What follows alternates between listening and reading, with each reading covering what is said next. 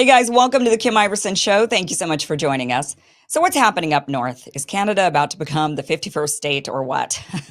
Or are we gearing up for a trade war with them? Honestly, it all depends on who takes the reins in their upcoming election. And yes, Canada is heading into an election, meaning Justin Trudeau's days are numbered. Now, the timing is a little unclear because their system isn't like ours. It could happen within weeks or it could drag out until October. But one thing is certain, change is coming. Now, you may have heard some of the names being floated as Canada's next prime minister. There's Pierre Poilievre from the Conservative Party, Chrystia Freeland from the current Liberal Party, so she would just be potentially replacing Justin Trudeau. Jagmeet Singh of the kind of their version of the Progressive Democratic Party. I think it's called the New Democrat Party. And then there's our guest tonight, Maxime Bernier from the People's Party of Canada. And he's often called Canada's Trump. Now, for those unfamiliar with how their system works, here's a quick rundown. Canada doesn't have direct elections for prime minister like we do for president. Instead, Canadians vote for representatives in their version of the House of Representatives called the House of Commons. And whichever party wins the most seats, then their leader becomes prime minister.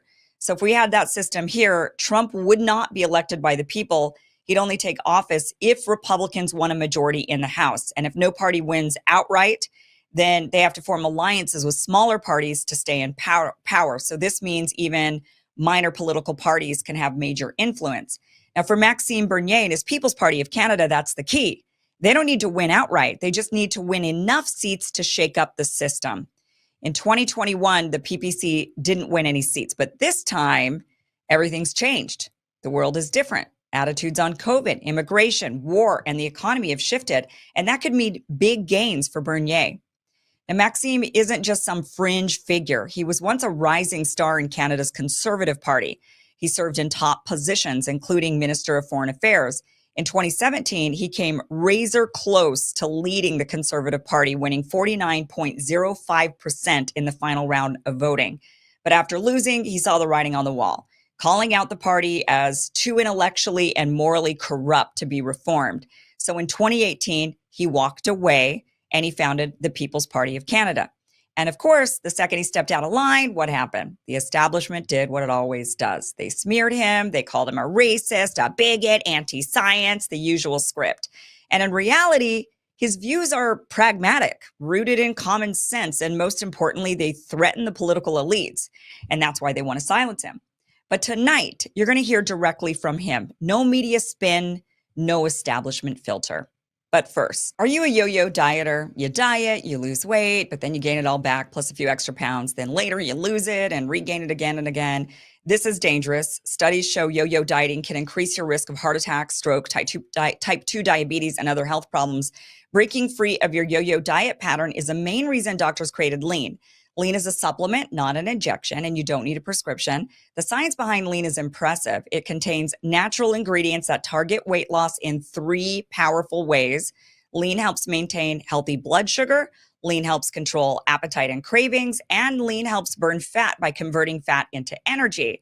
So if you're tired of losing weight and gaining it all back, if you want to lose meaningful weight at a healthy pace, then Lean was created just for you. So let me get you started with 20% off when you enter Kim20 at takelean.com. That is code Kim20 at takelean.com. You can use that QR code or the link is down below. Again, Kim20 at takelean.com.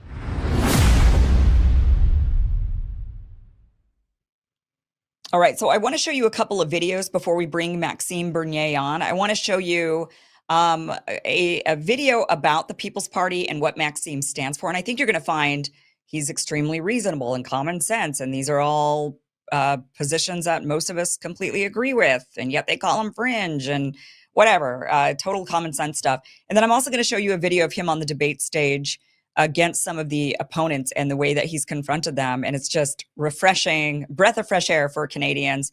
All right, so let's play these videos and then we'll talk to Maxime Bernier. Over the past few months, I've been raising policy issues which I believe are crucially important for the future of our country. This is my job as a member of parliament. Moreover, it is my duty as a conservative member of parliament to contribute to debates and offer policy solutions from a conservative perspective. Otherwise, what is the point of being involved in politics? I am in politics to defend ideas, real conservative ideas, because I passionately care about the future of our country.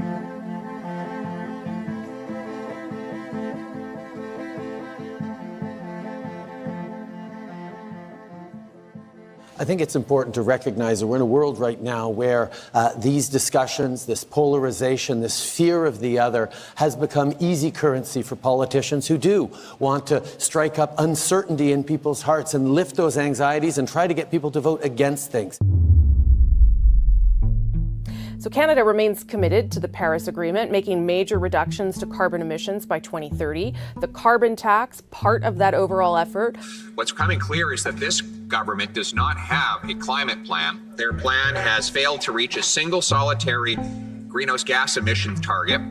Now it's not the birth rate, but immigration driving up the population, with a record 1 million newcomers landing last year, and millions on the way in the years ahead. World leaders, corporate giants, top academics, they're all coming together in Davos, Switzerland today. Trust into our institutions and particularly trust in our capability to shape a better future. Your gender is not dependent on what parts you were born with, but rather what you feel like in the moment. Where some public schools and libraries invite drag queens, some dress like horned demons, to read to young children. After a couple of minutes of this debate tonight, I think people can clearly see why I didn't think you should deserve a platform.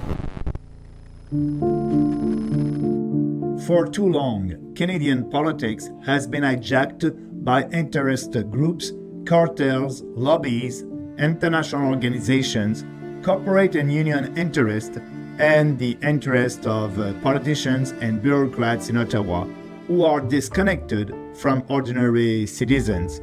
We see it in the way the old parties try to attract voters and support, not by offering solutions that appeal to all Canadians, but by pandering to various groups and dividing Canadians into little tribes that can be bought with promises, privileges, and taxpayers' money.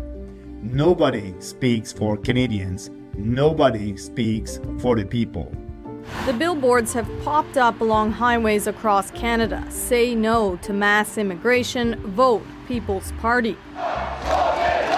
Launching his campaign from his Quebec riding today, Maxime defended the billboards. We want fewer immigrants, a maximum of 150,000 a year. And, we're not for mass immigration. We are the only principled alternative. We are speaking the truth about the real issues that we have in this country. Immigration, taxation, that's important. And let's have these debates in this country, that's important. Canadians want that. And now is the time! The greatest threat to our freedoms in our lifetimes arrived in the form of tyrannical lockdowns, mandates, and ostracization of normal Canadians by corrupt governments across the country. We were not deterred. For 2 years, we protested across the country and fought back. Even in the middle of the darkness, we held on to our hope and faith.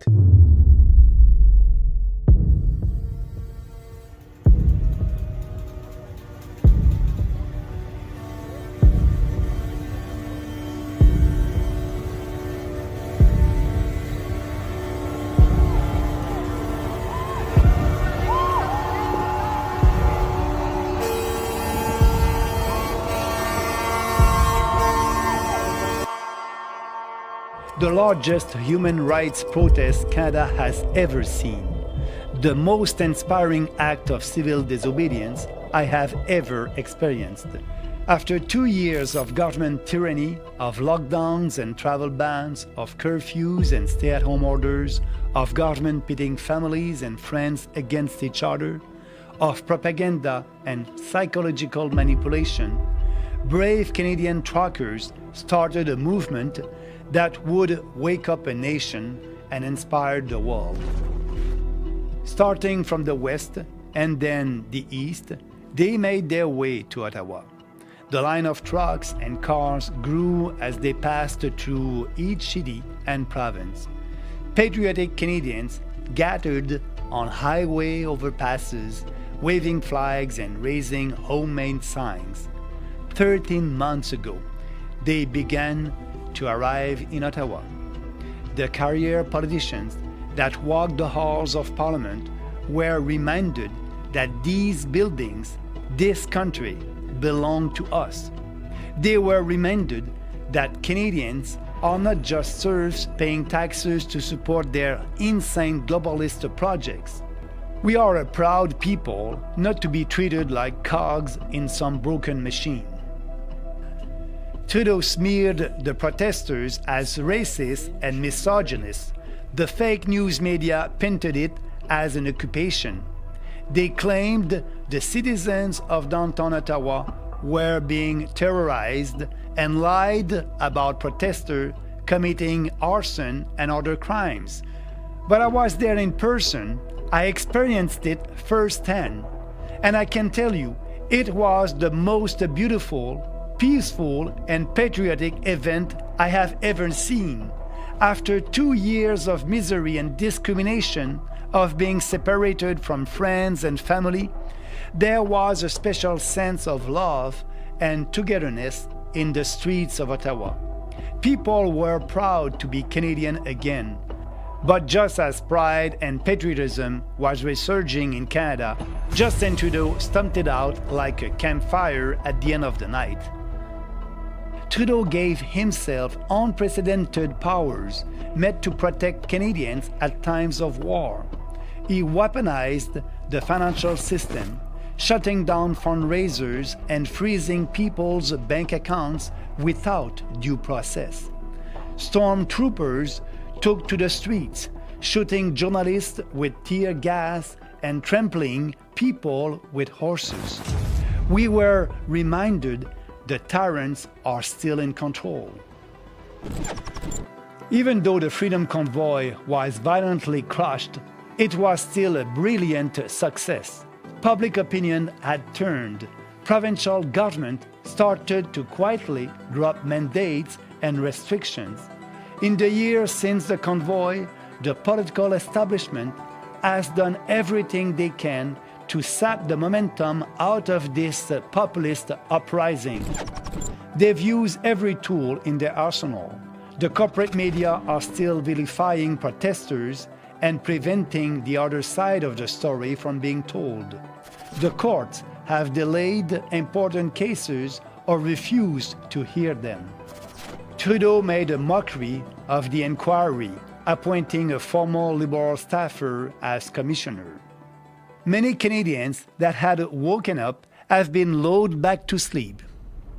We must not forget about what the tyrannical Liberals did to us, what the NDP and the Bloc Québécois enabled, what the Conservatives failed to oppose. We must recapture the fervor and passion of the Freedom Convoy and start fighting now to make change in the next election. Across Canada, this has been a day of protest, counter-protest, and even some confrontations over sex ed and LGBTQ rights. To insinuate that we might actually be spending time indoctrinating them is absolutely ridiculous. You know, we don't have time for this.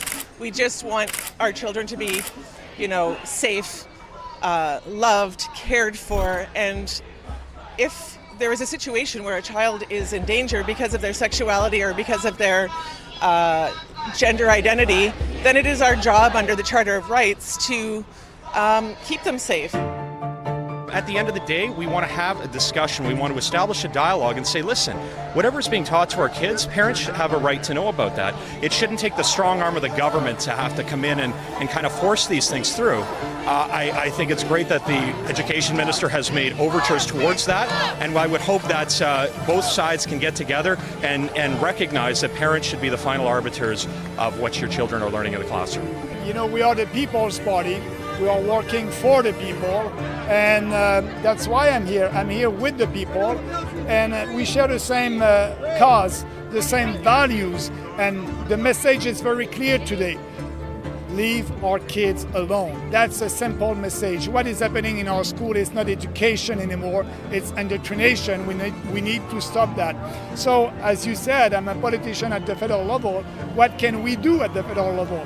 We can do a lot because, as you may know, the Trudeau government is funding a lot of independent associations, radical associations that are promoting that radical trans ideology. We can see how far we've come as a movement. We have shown resilience and strength. Our journey has been marked by determination and unwavering spirit. Today, we are confronted by many challenges. Our economy must be revitalized, our freedoms must be protected, and we must end mass immigration. It is imperative that we address these issues head-on with courage and conviction.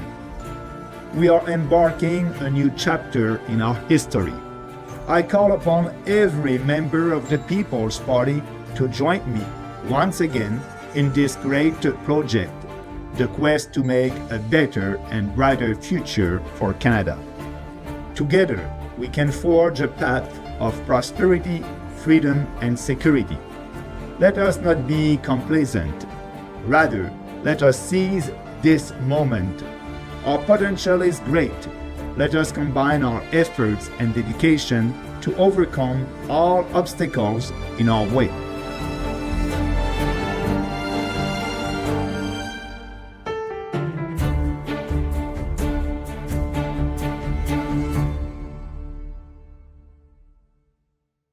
Six percent of Canadians want more immigration, only 6%. So when you don't want to have a debate about that, you're not in line with the population. Let's just have an honest debate on that subject. We won't be able to create any wealth with your policies. You have the same kind of policies than socialist countries like Venezuela. That won't create any wealth. Well, you must admit that 49% of our population believe that we must have fewer immigrants. They're not racist, they're not radical. So what you are saying, because I'm in line with the majority of our population, that I'm supposed to be a radical? Also, Mr. Singh, you said that you didn't want me to be here on the stage to have a discussion with you. So you're for diversity. But what about diversity of opinion? I want people to come to share our values, our Canadian values. But, you know, equality before the law, equality between men and women, the separation of states and the religion. So that's important. You have changed from someone who used to believe, Maxime, welcome to the show. Thank you so much for being here. Thank you, Kim. I'm very pleased to be with you. Okay, so you seem reasonable. I mean, I don't, when I watch these, what we just watched, and looking at your various different policy positions, you seem right on the money and very reasonable. Why are they labeling you as like extreme or far right? Or, I mean, these all just seem like normal policy positions. Yeah, you're right about that. The mainstream media here in Canada doesn't want to speak about us, and yes, they're saying that we are extreme, but you know, it's all about common sense, real conservative family values, and I think they're doing that because they try to discredit us. And here in Canada, the mainstream media is very leftist. I may say, you know, they are more activists than journalists. So they don't want to have us. They know that if I'm having more visibility in the mainstream media, our party will grow faster, and they don't want that. They're leftists, they're activists, and so for us, for them, ignoring us, it's the best thing that they want to do. So the last time you ran was in 2021. The establishment media has been very much against you. You took some policy positions that, you know, I'm curious if these politicians that were against you, for example, saying that, you know, Canada should be more for Canada, really, and more isolationist when it comes to immigration, and even not wanting to rely so much on the global, you know, and getting involved in global things like the Paris Climate Accord and whatnot. And now you've got Donald Trump here in the United States saying he wants to make Canada the 51st state. saying that, look, and he's pointing it out. I mean, he's pointing out all the things you pointed out, where he's saying, you're reliant on us. And so how can you be your own independent country if you're reliant on us? And you had been saying that, saying we need to not be so reliant on other nations, and we need to start turning more inward. Do you think? I mean, what has been their reaction to Trump saying? I mean, are they now picking up your policy positions? No, they are not actually, but you're right. We are the only party that is fighting for our country, Canadians first, and the sovereignty of our country. And that's why we need to reinvest in our Canadian forces. That is a woke organization right now. And Trump is right when he said that we cannot defend our country here in Canada, and we need the US for that. So, but the mainstream media now, the relation with Trump, it's like also the mainstream politicians, the Liberal Party of Canada, the Conservative Party of Canada, they're ready to have a trade war with Trump. They don't want to sit at the table and reopen the free trade agreement that we have. We need to do that for a better deal for ourselves, but also for the American. You know, Trump came and said, I will impose 25% tariffs on goods coming from Canada, on the export that Canada, all the goods that Canada is exporting to the US. If I will do that, but you know, you need to take care of your borders. You need to be tough on crime. You need to fight drug traffickers. You need to fight fentanyl. And actually, I want to thank President Trump for that. Because of him right now, you have the Trudeau government that is acting on that. We are a threat for the national security of the US, and we are a threat for our national security here in Canada. And now we have a government that is acting for the benefit of Canadians by doing what Trump is asking. Trump is asking Trudeau to do. Put more money, secure the borders, fight crimes. That would be good for us. But he just started to do that. But Trudeau, you know, is the prime minister for the last 9 years, and they did nothing to secure our country. He did nothing for Canadians. So that's a shame. And the mainstream media, the good news for us, Kim, is they're speaking about what President Trump is doing right now, you know, against the woke ideology, against the radical trans ideology, you know, to deport all these illegals. That's good for me as the leader of the People's Party of Canada, because that's what we are fighting for the last 6 years. But at least now the mainstream media is speaking about that without giving us the credit here in Canada. But these ideas are more and more popular, and I believe that will help us when the election will come in our country. Yeah, that's what I'm thinking. I mean, I'm wondering what the shift will be towards you this time around. I mean, I understand in 2021 when people would say, oh, you're a radical. I mean, a lot of us were being called radicals who opposed the vaccine mandates, who supported freedom. You know, we're so used to the labeling. But the election of Donald Trump here in the United States was a real reckoning, I think, for the establishment, where it was, look, this is what the people want. I mean, in the state of California, where I am right now, California, which is a very liberal state, in 2016, about 30% of Californians voted for Donald Trump. Then in 2020, about 35% of Californians voted for Trump. Now, since 2020, a lot of conservatives left the state. They moved to Florida, they moved to Idaho, they moved to Texas. But guess what? In 2024, he got nearly 40% of the vote of California, even with all of the conservatives, many conservatives leaving the state. So these are policy positions that people want, no matter what side of the aisle they're on. I mean, we're seeing Democratic leaders here, mayors and governors say, oh, we got to crack down on immigration. Uh-oh, it's actually a worse problem than we thought it was, when before they were saying we're a sanctuary city, we don't do any of that racist stuff, and now they're all for it. So definitely the tide has shifted. And are you seeing a shift towards you and all of your very reasonable policy positions? Do you feel like the media is covering you more fairly now? Are they giving you a voice? No, the media, the mainstream media, is not giving me a voice, but our ideas are more and more popular, and that will help us a lot. And I must say that the President Trump, what he did is he started a revolution in Western countries. It's happening in Europe, in France with Marine Le Pen. She may be the next president. In UK with the Reform Party, Nigel Farage over there, and in Germany also at the last general election. All these populist movement in Europe and here in Canada and in US with Trump, it's all about, the immigration, preserving our standard of living, being sure that, we're going to preserve our culture, our identity, doing the cultural war. That's what we are doing here in Canada to preserve our culture.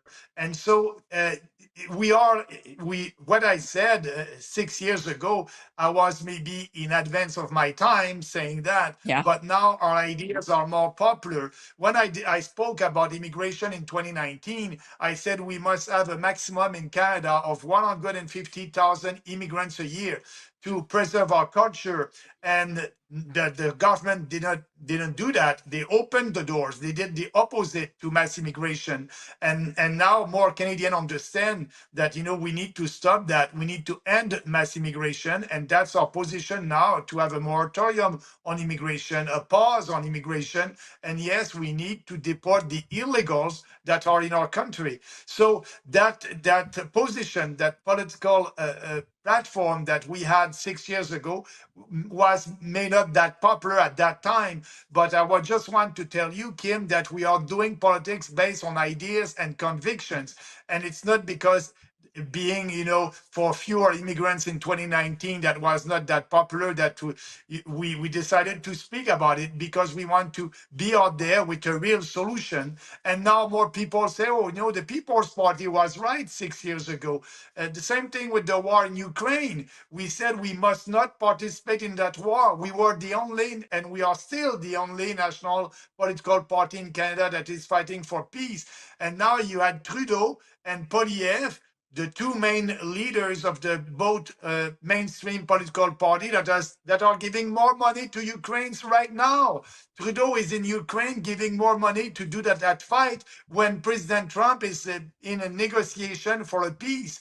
It's crazy, but that's the policy that we have from our government and the official opposition here. So our position on Ukraine is more and more popular also. That's why I believe that at the next election, we may be able to double our score from 5 to 10% and grow as the new political party in Canada. So tell me about the differences between you and the Conservative Party. You've left the Conservative Party. You said that it was basically it had gone corrupt, that it was establishment. What is the difference between your stances? You do share some stances. So what are the main differences? Yeah, I said when I left in 2019, I did the leadership contest for the Conservative Party of Canada in 2017, 2018. I became second with 49% of the vote, and I tried to influence that party to take some of our ideas that were very popular with the members of the Conservative Party of Canada. But the leader at that time said, Maxime, your ideas are not popular with the general population. I'm running as the leader of the Conservative Party in Canada, and I want to be elected as the Prime Minister. So we won't take any of your ideas. And that's why I said I won't stay in a party that is only conservative in name and they don't fight for conservative values when they are not that popular. So I left and I said that party is morally and intellectually corrupt. I was right at that time, and that's still the same today. The big difference with us, it's on a lot of issues. For example, climate change. The Conservative Party said they are okay with the Paris Accord. They won't impose a carbon tax, but they will impose more regulations on businesses and maybe another tax to fight climate change and to be in line with the goals that we have in the Paris Accord. And I'm saying we must withdraw from the Paris Accord. There's no climate emergency. We don't want to spend any money to fight the climate. There's no emergency there, but the Conservative, for them, it's the huge emergency. I must say foreign aid. I said we are putting our country first and we want to bring all that money back at home. home. We are giving billions of dollars for woke policies in Africa to promote that woke ideology. So let's stop that. Bring $8 billion back to Canada. The Conservative Party is okay with that. I spoke about the war in Ukraine. They are out there and they want to give more money to Ukraine to have that war. And you have President Trump that is ready to have peace, and we are for peace and prosperity. The woke ideology, same thing. The leader of the Conservative Party is not able to say that there's only two sexes. He said that there's two genders, but when the journalist did ask him, if you apply to have the Canadian passport, there's a question there. Are you, male, female, or X? And the journalist said, what do you think about that? And the leader said, I won't do anything there. He's pandering to the radical left because he wants to have support in big liberal cities in Toronto, Montreal, and Vancouver. So he's not speaking for the people, and he's not speaking about the most important issues for our country, what President Trump is doing right now in the US. Are there differences between you and Trump? Yeah, actually, the 51st state. I want to preserve the sovereignty of our country, and I want to have a deal with President Trump. I don't want that trade war with the US. We won't be able to win a trade war with the US. You are 10 times bigger than us. So let's have a deal. And I know that President Trump, to have a deal for him, it's very important to put on the table the automobile industry in Canada and to put on the table also the dairy sector. We have a cartel in dairy, poultry, and milk here in our country. And I'm the only politician that is saying, yes, put that on the table.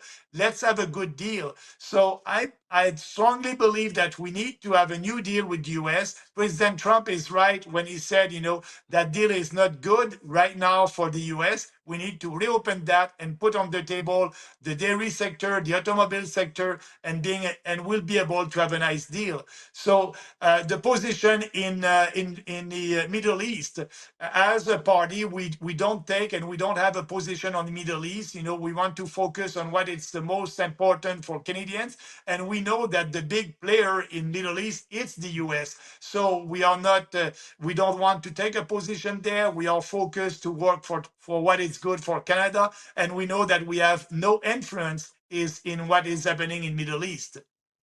Yeah, I mean, that's a smart, that makes sense to me completely. That, yeah, I don't mind people at all having no position on the Middle East except for, why are we there? Let's focus on our own country. I think that is perfectly reasonable and probably the most rational. Of course, you're in Canada and I'm in the United States, and my country is doing something very different because you're right, my country is the country that's funding and very much involved. And so we have to be a bit more vocal about getting out and staying out and not being involved. But I think it's a smart position for Canada to take of, okay, it's not our battle, not our fight. Let's focus on Canada. That should be absolutely it. So what exactly, help us understand what's happened in Canada with Trudeau and the election, and when the election's going to be. Your scheduled general election is for October, but my understanding is this could happen a lot sooner than October.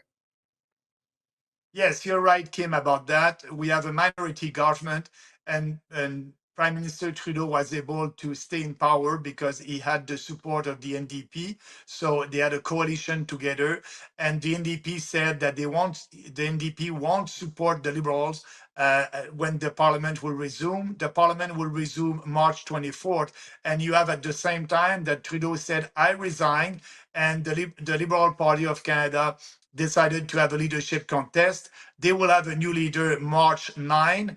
I believe that it will be Mark Carney. He's a big globalist. I call him the globalist in chief. He was working for the UN. And anyway, he may be the leader of the Liberal Party of Canada. But now Carney and Poilievre, both of them are ready to have a trade war with the US. And Carney said that if he is elected as the leader of the Liberal Party of Canada, he will be the prime minister. And he said that he will call for an election as soon as possible. So I believe that because he's not elected also, when the parliament will resume March 29, 24th, sorry, he won't be able to be in parliament. So the answer to your question, I think that we may have an election. We may be in election the second week of March, so in 2 weeks, and the election day may be the third week of April. So Carney right now is up in the polls, is doing very well because he has the support of the mainstream media. I told you that the mainstream media, they're liberal, they're leftist, so they are supporting him. So the election, instead of being in October this year, may be as soon as in April, in a couple of weeks. Okay. I thought with the Liberal Party that Freeland was doing well, so I'm surprised to hear it's this other person. But I have to be honest, I haven't been following very closely. We got a lot going on down here south of your border. But No, what's you have a her point. yeah, Yeah, go you ahead. have a point, Kim, about Freeland. You have a point about Freeland. She was very popular in the beginning. She was leading in the beginning. But when Carney decided to jump and to be a candidate, Carney has more support from the members of the Liberal Party up to now. So we'll see. And but we'll know that March 9.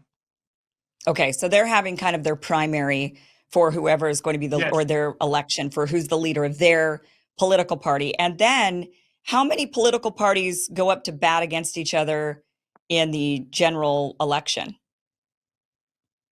5. There's the Liberals. They are in power right now in Canada. The Conservatives, they are the official opposition now. You have the NDP, a third party. That's the party who had a coalition with the Liberals for the last 4 years. And after that, you have the Green Party of Canada. The Green Party is about at 2% in the polls right now. And you have us, the People's Party. We don't have a candidate elected in Parliament, but we are around 5% in the polls. So I think that this election, that will be our chance to have our first candidate elected. But it's a little bit more difficult for us to have a candidate elected because our electoral system, we don't have any proportionality in our electoral system. Like I told you, we had 5% of the vote at the last election, but we don't have 5% of the members in Parliament. So that would be great if we can have some representativity in the electoral system, but we don't. It's the first past the post. But if we are at 10% at the end or 15% at this election, we may be able to have our first candidate elected. Okay. So NDP, that is, what does that stand for? The New Democratic Party? Yes, you're right. The New Democratic Party, that's the far left political party. And after that, on the left side, you have the Liberals. And in central left, you have the Conservative. And so you have the Green, that are a communist party, if I may express myself like that. Okay. And and after that, us at the right, we are not far right. I don't like to say right and left. We are for the common sense, and we want to have policies that are in line with the preoccupations of Canadians. So that's the People's Party. Okay. So there's three liberal parties, essentially. There's the Liberal Party, the Greens, and the New Democratic Party. What is the difference between the New Democratic Party and the Liberal Party? Not so much, Kim, because they had that coalition for the last 4 years. And so the NDP approved and voted for everything that the Liberal did. The most important is they voted for their budget. As you know, Trudeau, in 9 years, he was able to double our national debt. We accumulated a national debt for the last 148 years, and our debt was $600 billion. And in 9 years, Trudeau doubled that, and now it's $1,200 billion. But the NDP voted for that all the time. So, and on climate change, on the woke ideology, they're almost the same. Right. Okay. But is the New Democratic Party supposed to be a little bit more progressive or something than the Liberal Party? Would it be kind of like the progressive wing of the Democratic Party here in the United States? Yes, absolutely, you're right. The Okay. NDP is supposed to be a little bit more progressive than the Liberals, and that's the party who did push the Liberal far to the left because yeah, they're a little bit more progressive. Absolutely. And then Greens are just extra far left, is what you would say. Yeah, yeah, yeah.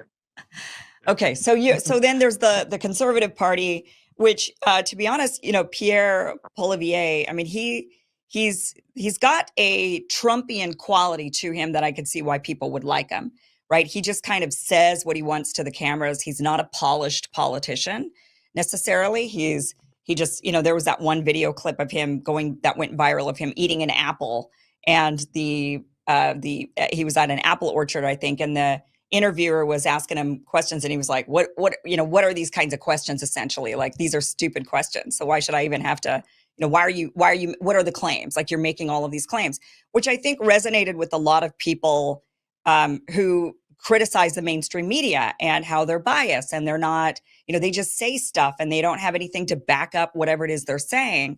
So I can see why he's a popular figure, but he's also made a lot of statements that have made, us Americans that are paying even somewhat of an iota of attention, not to be offensive to you Canadians. We just have a lot of political stuff going on here. So we have a hard time paying too much attention. But he has recently made a lot of statements that do sound more liberal. They sound more like the Democratic Party here than they would. They're not Trumpian, let's put it that way. They're not MAGA. Some of the statements that he's made regarding, or they are, I mean, when it comes to Israel, he's very much in line with Trump, I suppose, on that one. Absolutely. Why do you Absolutely. think, It's very why do you think that is? I mean, I know why the United States is really aligned with Israel. We have, for one, the second largest Jewish population in the world is here in the United States, and they have a lot of loyalty to Israel, and they donate a ton of money on behalf of their second nation or their primary, I mean, however you want to look at it. So they're donating a ton of money into our political system, persuading the politicians to take Israel's stance. What is it about Pierre Poilievre that makes him take Israel's stance? Is he bought off? How does that work there in Canada? Yeah, you just said it, Kim. Money, is having a lot of money from the Jewish lobby. And Harper was also very pro-Israel and out there. So the Conservative Party under the leadership of Harper and Poilievre, both are very, pro-Israel, and they're ready to do everything for that. And contrary to us, we said it's not our fight. We don't have anything to do over there. But Poilievre is doing the opposite. You're absolutely right. How does it work in Canada? How are political campaigns funded? Yeah, by individual, actually, with a maximum donation. And I know that the Jewish lobby is very efficient to call all their members and to ask them to donate to different ridings. And, there's some ridings in Canada where the Jewish community is very important. So if you want to have a candidate elected, it's good when you are pro-Israel. So they can donate. And usually before every campaign, the Jewish community are calling their members and telling, okay, you must donate the maximum to that riding and that party. And so they're donating to the Conservative Party of Canada. And that's why they have a huge influence. Okay. But it's not PAC money. Like, you don't have the big money donors in Canada. You just have individuals. Yeah, just individual. The maximum of an individual can donate, it's 1,700 for a year. So what they're doing usually, they're calling their members. They will call 3,000 members and telling them, okay, donate to that. So if you do that together, that's a lot of money at the end. And what is Pierre Poilievre? You said that he's pro-Ukraine. He wants to keep that war going. Absolutely. Because also for him politically, we have about, 1 million Canadians from Ukraine origin. And they're concentrated in a couple of ridings. And for him, he's pandering to their vote. By doing that, he's not putting Canadian first and our country first. He's pandering to their vote. I call Pierre Poilievre pandering Pierre. He's pandering to different ethnic communities to be sure to have their vote. So his policies are not not in line with Canadians on foreign affairs. They're, in line with what will be the best for the Conservative Party. So we have to be pro-Israel. It would be good for the party. They will have a lot of money. We have to be pro the war in Ukraine. It would be good for us. We'll have more support in certain ridings out west in Canada. So that's what they're doing. They're pandering to different ethnic communities. What kind of support do you get when you're walking around Canada and people recognize you? I mean, are people saying, oh, you're just a far right extremist who actually believed in ending the COVID mandates and wants to stop immigration and all this? Or are you getting a real positive reception? More and more positive. In 2021, at the last election, it was the COVID election. I was the only one against the mandate for freedom of choice with an informed consent. And, I had a lot of support. I did a lot of rallies, but also at the same time, some people came to me and said, you're dangerous. You're putting the life of others in danger with your position. You're not responsible. But I can tell you now, people are more open, and they're telling me, Maxime, you're right about immigration. It's not being racist to speak, to have that moratorium. It's unfair for the new immigrants that are coming here. They don't have a job. They cannot integrate our country. We are telling them, come to Canada. That would be very good for you. You'll have a job, but you'll be able to integrate, and that's not happening. They're living in ghettos. So they understand now that mass immigration is having an impact on our standard of living, but also, on the quality of our country.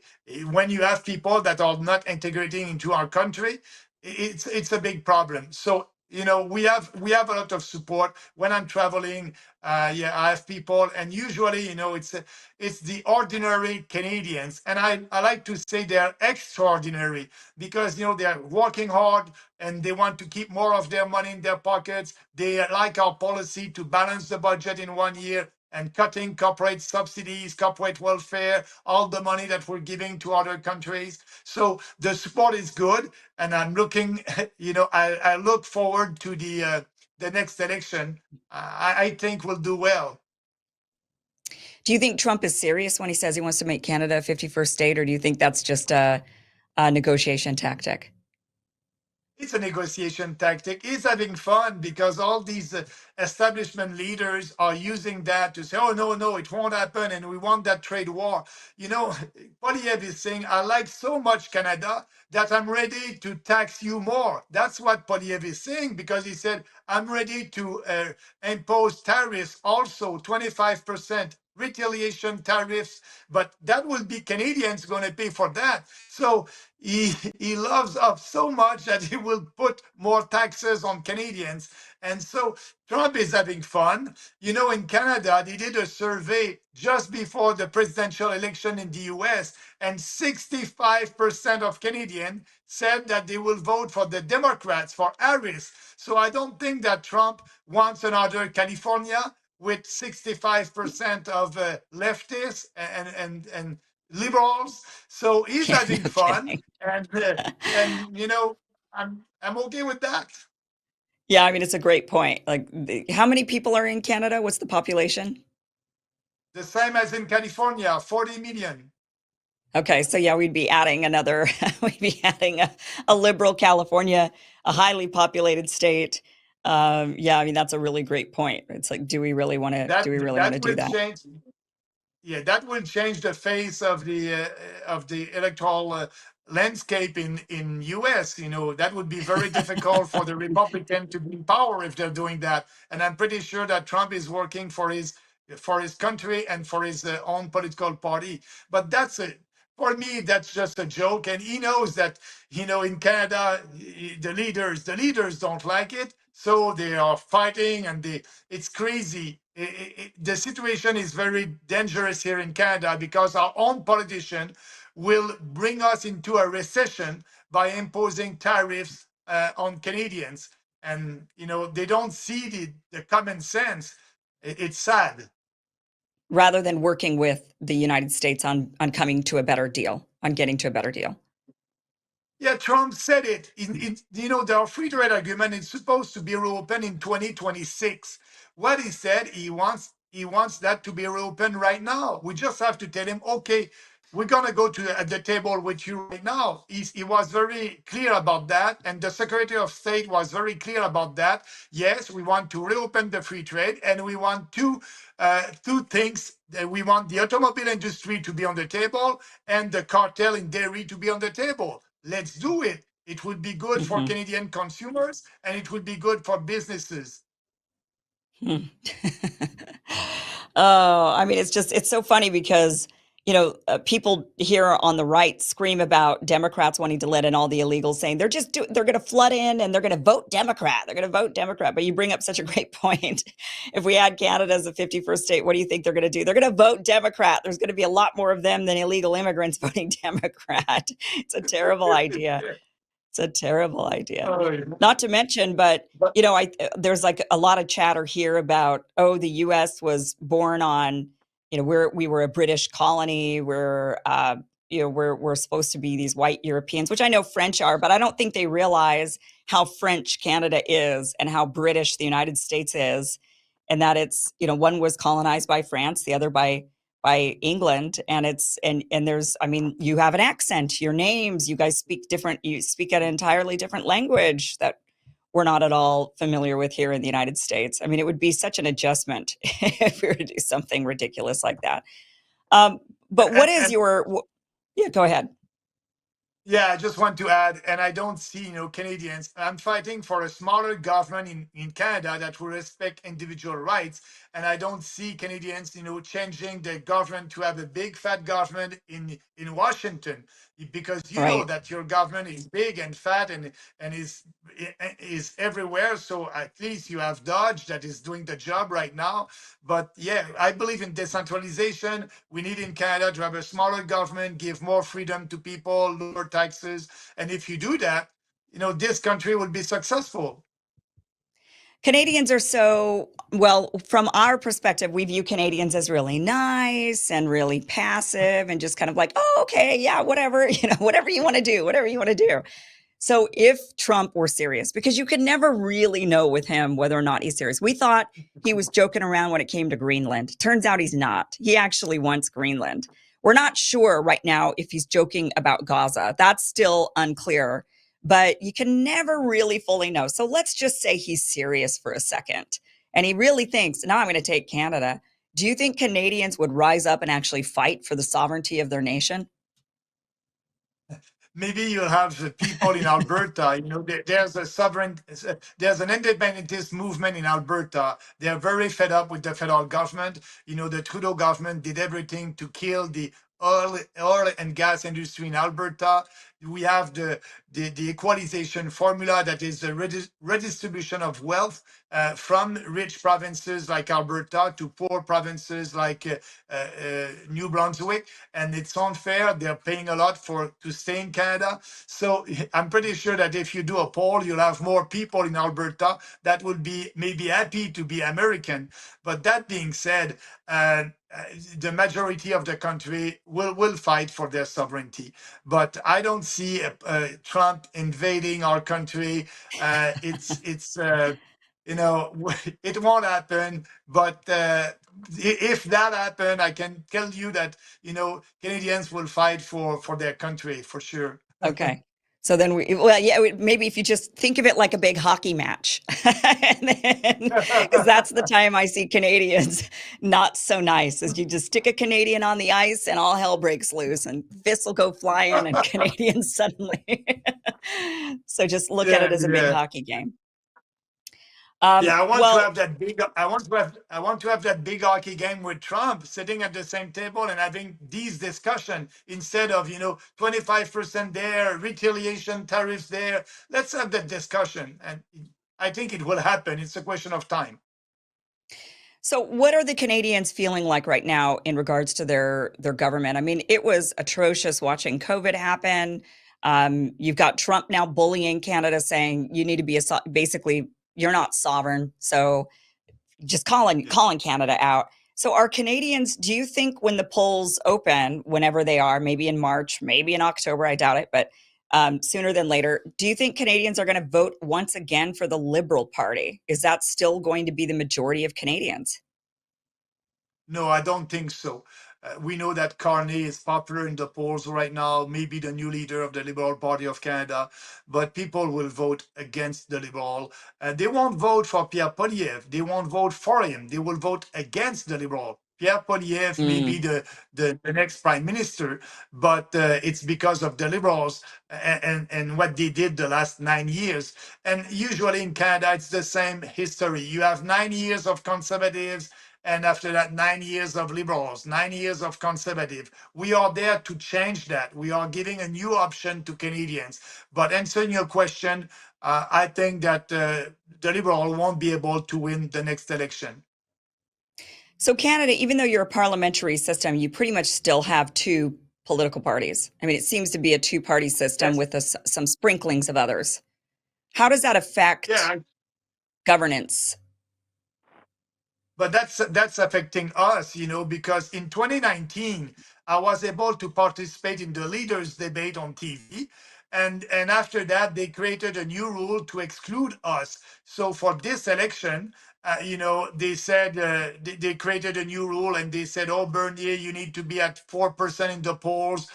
We're going to do an average of all the polls before the election. And what they did at the last election, they did that average. We were at 5.5% in the polls a couple of days before the election in 2021. But to exclude us from the national debates, they did an average of polls. They took a poll that was giving 1%. And so they said, your average is 3.2, so you cannot participate. And they will try to do the same thing. They don't want us to participate. And yes, usually you have the two main party plus the NDP and us, and we try to be part of that discussion. So why don't you just go back to the Conservative Party at this point? I said that I pressed when I talked to Robert F. Kennedy Jr. when he was on this show. He was running as a Democrat.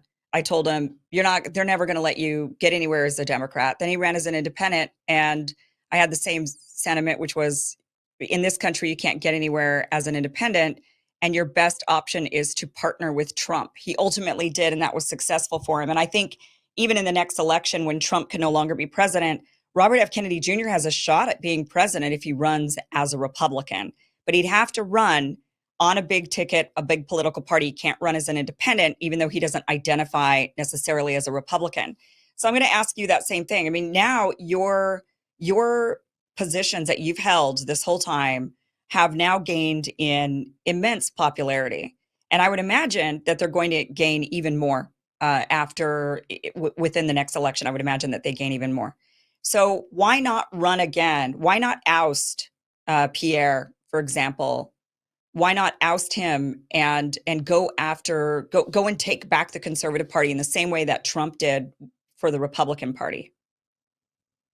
What the Conservative Party of Canada did to me when I tried to be the leader in 2019, they did the same thing. If you compare that with the Democrat Party and Robert F. Kennedy Jr., they cheated to be sure that he won't be a candidate. And, they cheated at my election, 49%. People knows that I was not the candidate, the candidate of the establishment. And so I didn't win. And people told me the same thing. Maxime, be patient. You'll be the leader another time. If they cheat one time, they will cheat another time. So I'm not the candidate of the establishment.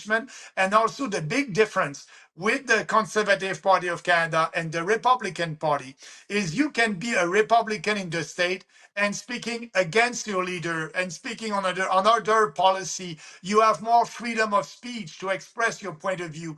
Here in Canada, when I was a Conservative and I was, not elected as the leader, I tried to work with the leadership and the establishment.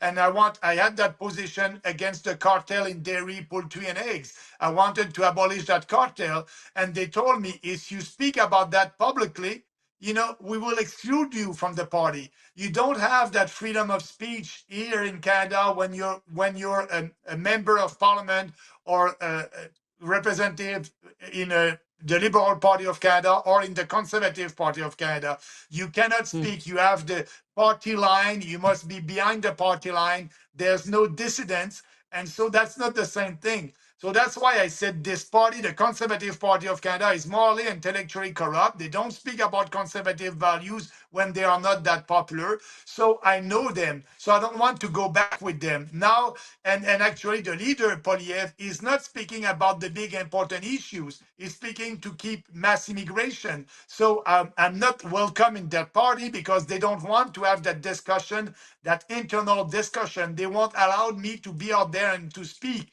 Now, I'm out there, I'm speaking about these issues. They don't like it because I'm pushing them to speak about it, and they don't want to. So no, I won't go back there. It's not the same as the US. You don't have the same freedom. And they did what they did to Robert F. Kennedy. They cheated, they didn't want me. And so I'm not welcome there, and I don't want to go there. Well, Maxime, I wish you the best of luck. I mean, you sound really reasonable to me. I like all of your policy positions. If I were a Canadian, I'd vote for you. And part of me, part of me wishes Trump would take Canada so you could then be a political candidate here in the United States. I mean, it's just refreshing to hear somebody. Well, I mean, it's refreshing to hear a political candidate who I think I think people really align with you on everything. You have the most reasonable political positions that I've heard of anybody, even US politicians. I mean, my biggest beef with Trump and Robert F. Kennedy Jr., and as much as I like many of their political positions, I hate their stance on Israel. And that's the number one thorn in the US's side in regards to running our foreign policy, keeping us in the Middle East in endless wars. I mean, it's terrible. And so their position on that is one that I just cannot stand as much as I like many of their other positions. So it's refreshing to hear a politician that has stances that, I can't find one that I don't like with what you're saying. And I'm an independent. I'm not right or left. I think a lot of people are like me. I'm sure a lot of Canadians are too. I think though Canadians might be a little slower to the punch when it comes to the shift. So maybe Canadians seeing Americans shifting the way that we are, then hopefully the Canadians will as well. And I hope you do really well in this election. I hope that, I may the odds ever be in your favor for your Hunger Games that you're about to go into. Best of luck. Thank you. What do you need from people? You need them to donate. You need them to volunteer. Like, what do you need? Yeah, I need them first. I hope that they will go on our website, peoplespartyofcanada.ca, read our platform. Everything is there. It's always the same platform, actually. We don't change our electoral platform at every election. We are doing politics based on ideas. And so if you like the platform, I hope you'll support us. If you're a Canadian, I hope that you'll vote for us and support us. We have candidates, we will have candidates all across the country. If you want to be part of the change and you're a Canadian, you can go on our website, and if you want to become a candidate for the People's Party of Canada, we still have some ridings that are available. But also, if you want to donate to us, you need to be a Canadian citizen. You can donate to us. And so we are welcoming donations and also support. But, people, just to end on that, I'm not against that, but some people in Canada called me the Canadian Trump. And, on a lot of policies, I agree with Trump. And I want to thank him because what he's doing, it is in the news now in Canada. And more people understand that we are the only option in line with these ideas. So if they want to follow me also, they can follow me on Twitter, Maxime Bernier, and all these social media. Thank you very much, Kim, for giving me that opportunity. And maybe we can be together during the election and I can debrief you about what is happening. Absolutely. Absolutely. Maxime Bernier, good luck to you. Thank you so much. Thank you. Thank you for watching this clip from the full Kim Iverson Show. If you want to watch the full show, visit KimIversonShow.com. The show airs every Monday through Friday at 5 p.m. Pacific, 8 p.m. Eastern. Again, it's KimIversonShow.com. See you there.